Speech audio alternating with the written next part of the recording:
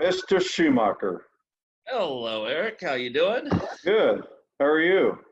Oh man, doing all right. Just got my face mask ready. On the Yeah. way.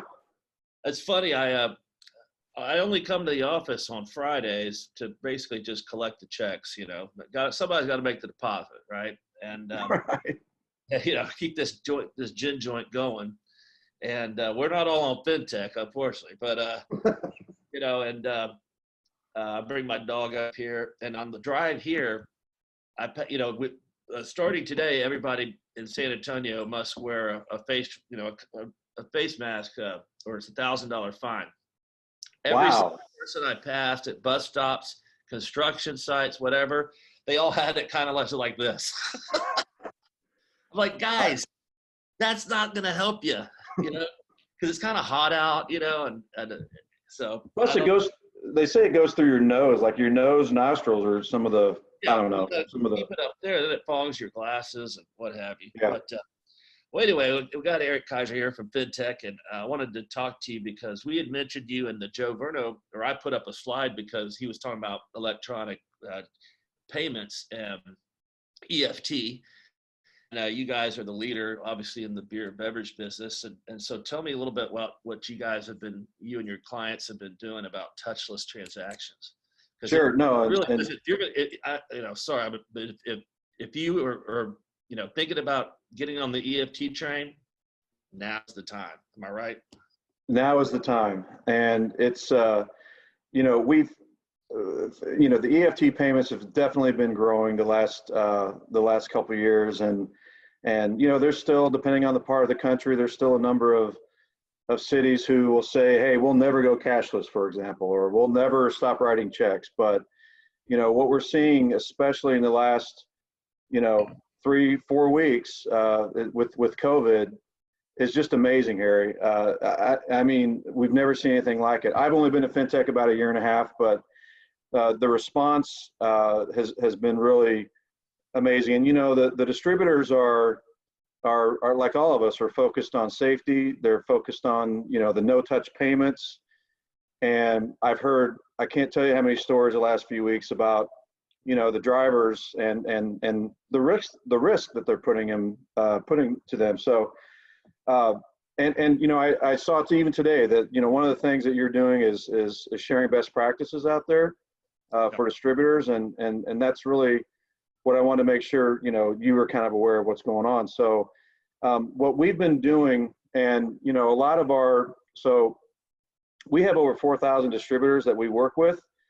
Now, of those, 1,000 of them are do 85-90% of the business, obviously. But I have a team that manages them. The inbound calls since this started has been amazing, and a lot of the distributors are basically mandating EFT payments. So whether it's a letter via to the retailers, and as well as I do, Harry, that for a distributor, if you really want execution on something, you get the executive, you get the top guy in front of the sales team, and you say, guys, guess what? All your retailers are going to get on EFT by the end of April. Mm-hmm. Have a good day. And then it happens. Right. So, and that's what we've literally seen. And there's a couple of best practices I'll share. One of them is in your old town, Houston, and our partner, Silver Eagle, sent a retailer letter out, and again, based around safety, based around touch-free payments. And I can show you this in a minute if you want. A couple things to show you maybe, but the letter specifically called out FinTech. I mean, and we didn't even have anything to do with that letter. We had nothing to, other than they were great partners and they picked us. So that's one example. What's happening is with the way our process works is if a retailer comes on board with FinTech in Houston, well, that retailer, they work with anywhere from, 6 to 10 different alcohol distributors.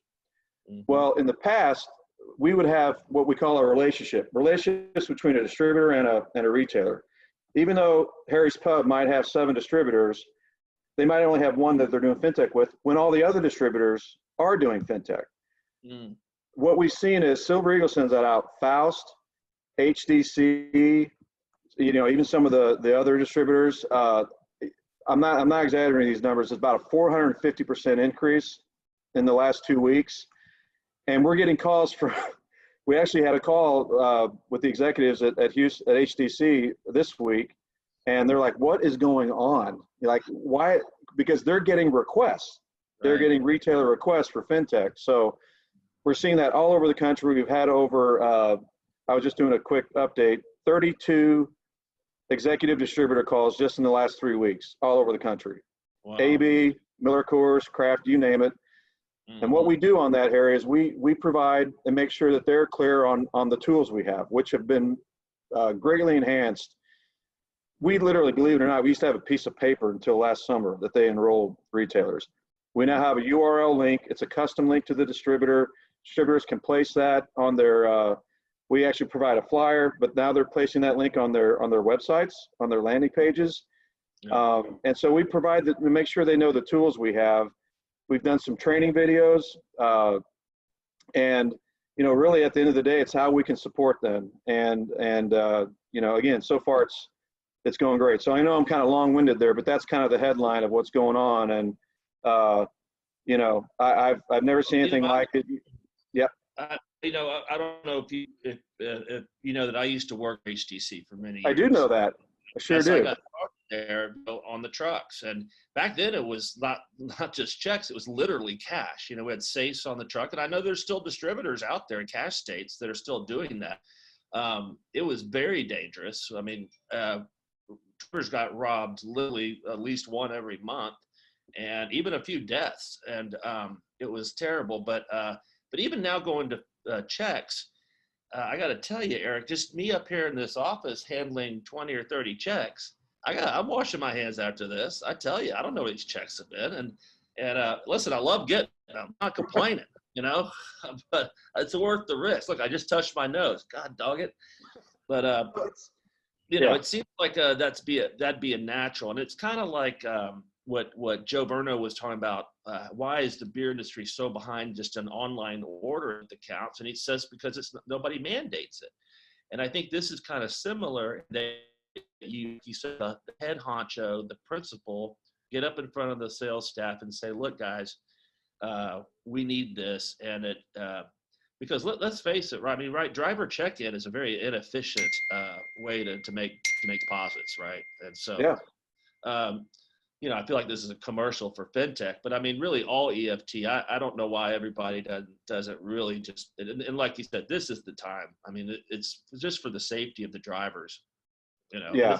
And check in on the back door for grocery stores makes it easier. It's just an easier process. Yeah, no, and that's the whole thing, Harry. Look, we're all running a business here, so the sales part of this, we don't even have to sell right now. That's the thing. That's the crazy thing. It's like I'm selling chicken wings or something, and I work for, Purdue. My buddy always told me if they could make 4-wing chickens, they wouldn't have a problem. But and so it's more important for us just to share, not only the tools we have, but right now, and we're communicating out this the best we can. But so we have two basic forms, Harry. We have a free, what's called a DEFT, so the distributor EFT. It's free to the retailer. They know Fintech, but not really. They just know they're processing through the distributor, and that's free to the retailer, completely free. We also have, then we have two other subscriptions where they'll get portal access. They'll get, they can see their bank activity. They'll get some, 2 or 3 analytic reports around price discrepancies or, top 20 lists, top 20 brands, just some different things. And, as you probably know, but we deal with all, Walmart and Costco and all these biggest retailers you can name. There's still a couple out there, but we're actually going to be getting them real soon now, because they might have been with a different company. But, so that's the one part, the DEFT. The other is the full solution. And we are offering the full solution to every single retailer in the country for free. right now through June 30th, but I think based on, and we all know how dates are right now, but probably be extended through the end of July, July 31st. So, and you know, in the past, we actually had a limit of 3 for those free DEFT customers. That limit's gone. Everything's gone. Distributors have loved this. They're like, and by the way, if I'm a distributor, I don't care. I don't care if this retailer is paying Fintech or it's free to the retailer. I don't care. I just want them on Fintech.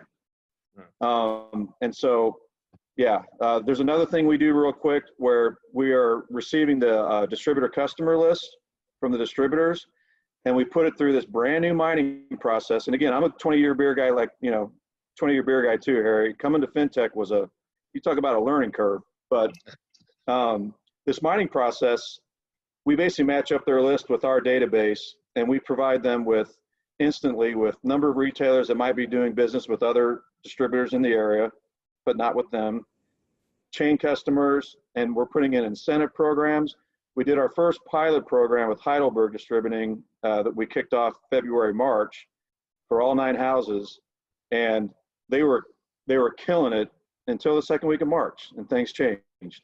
So, you know, those are the 2 kind of different parts of, or the 2 different types of retailers. And again, it's free for everybody for the foreseeable future. Do you do any EFT for outside of the beer beverage industry? We don't. We'll do NAs. So, you know, we're primarily beer, wine, and spirits, but yeah, we stick with what we know, and you know, but obviously the NA growth and volume and dollars for beer distributors is a lot different than it was 5-10 years ago. So yeah, we do that as well, the NAs. Okay. All right, and you know, what would you tell distributors who are still taking cash in their trucks? Well, you know, you don't want to, being a supplier for 22 years at Heineken, you don't want to be you know, you got to be cool with these distributors. I understand. You know, well, you know what? Go ahead and say it. I think it's irresponsible. And listen, I love cash too. I like to throw it up in the air and, you know, put it in my bed and swim around naked in it. But you can't do that these days, and especially now. Cash is dirt, man. It's so of these 30 plus calls, it's so interesting. And what we have is just, you know, we have your 101. Second slide is asking questions, trying to understand how the distributor is, you know, addressing the market right now. Are they making any policy changes? Are they doing anything that we can help with? And one of the questions is, do you plan to go cashless? And, you know, you get on some and they're like, oh yeah, we've been cashless for 5 years. Then we have others that have started going cashless in the last, you know, month. And then I'm telling you, markets like New York, Harry, they're like, we'll never be able to go cashless. Yeah, I mean, I would understand like New York and Brooklyn, and because those guys, they're paying in cash to avoid other reasons. Let's just put it that way. You know, so get out of the yeah. Might be a couple other things going on there. There's other things going on there, but I remember, you know, because Texas is still a cash state. You can pay with cash if you know, legally. And I think Barry Andrews was the first major distributor to go cashless, and we were all shocked. I mean, yeah, because we thought that it wouldn't happen here, because we have a lot of, believe it or not, it's going to shock you, Eric.